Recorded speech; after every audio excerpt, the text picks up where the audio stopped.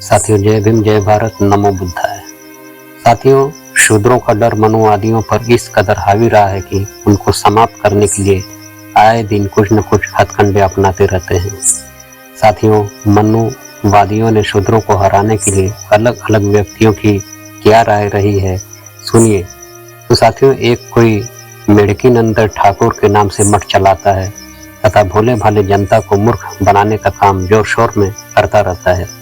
वह कहता है कि शूद्रों को दोस्ती करके हराया जा सकता है, लेकिन लड़कर नहीं। वहीं मोहन भागवत आरएसएस का सरसंघ चालक बोलता है कि जंग में उतर जाने के बाद शूद्रों को रोकना शेर के मुंह में हाथ देने जैसा है।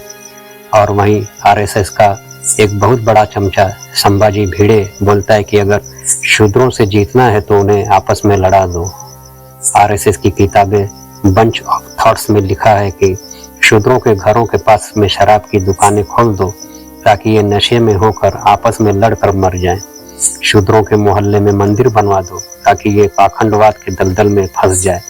साथियों, सोचो, ये मनुवादी मानसिकता के लोगों के मन में दलितों के प्रति क्या विचार रखते हैं।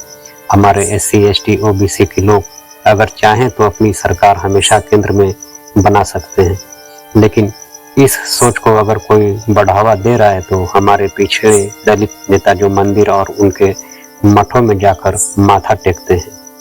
वहीं पेरियार वी रामास्वामी नायकर सही बोलते थे कि ब्राह्मण आपको भगवान के नाम पर मूर्ख बनाकर अंधविश्वास में निष्ठा रखने के लिए तैयार करता है और स्वयं आरामदायक जीवन जी रहा है तथा तुम्हें अछूत कहकर निंदा भी करता है।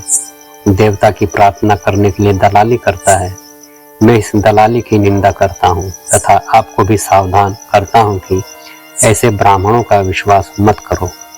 ब्राह्मणों ने से मेरी यही विनती है कि अगर आप हमारे साथ मिलकर नहीं रहना चाहते तो आप भले ही जहन्नुम में जाएं, कम से कम हमारी एकता के रास्ते में मुसीबतें खड़ी करने से दूर ही रहो।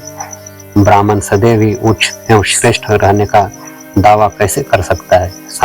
समय बदल गया है, अब उन्हें नीचे आना ही होगा, तभी वे आदर से रह पाएंगे, नहीं तो एक दिन उन्हें बलपूर्वक और देशाचार के अनुसार ही ठीक होना होगा। साथियों, रामास्वामी नायकर कहते हैं कि जो धर्म तुम्हें नीच ठहराता हो उसे लात मार दो। साथियों, अगर हमारा समाज हमारे बहुजन महापुरुषों के बताए मार्ग पर चलते हैं तो मैं निश्चित कह सकता हूँ हमारे समाज को प्रगति के रास्ते पर चलने से और सफल होने से कोई रोक नहीं सकता। साथियों, सभी महापुरुषों को कोटि कोटि नमन।